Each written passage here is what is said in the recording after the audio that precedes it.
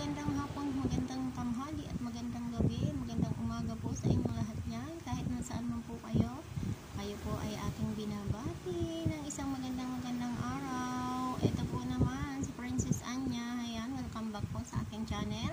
At syempre po sa mga hindi pa po nakakapag-subscribe, baka naman tulong yan na kay Princess Anya yan.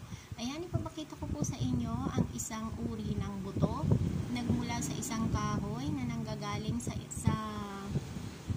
mga bundok, lalo na po ito po ay napakaganda po. Ayan, ang tawag po nila dito ay happy bag. Kahalintulad po siya ng isang wallet or isang bag. Ayan, kaya po siya tinawag na happy bag dahil po kapag kayo ay mayroon ito, lagi kayong happy. Bakit po?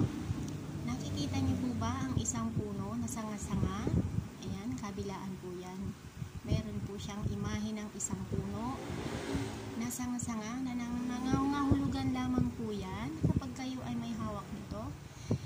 Kung kayo po ay mayroong pinagkagastusan, ibig sabihin lamang po, kagaya ng isang puno, ito po ay mapapalitan. Halintulad sa isang bunga ng puno na kapag kinuha nyo, pinitas nyo, ito po ay mamumungang muli at bibigyan kayo ng masaganang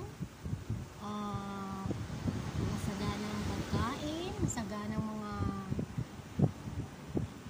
swerte. Ayan, di po kayo mauubusan ng swerte dahil po sanga-sanga at patuloy na umuusbong.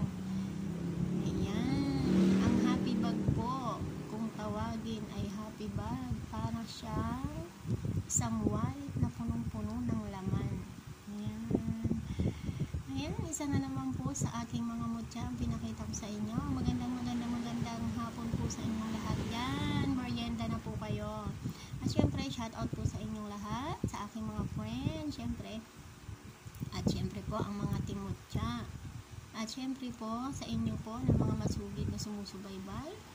Ayan, kung makikita nyo po, mayroon din siyang gabay. Napakaswerte po ng happy bag na to.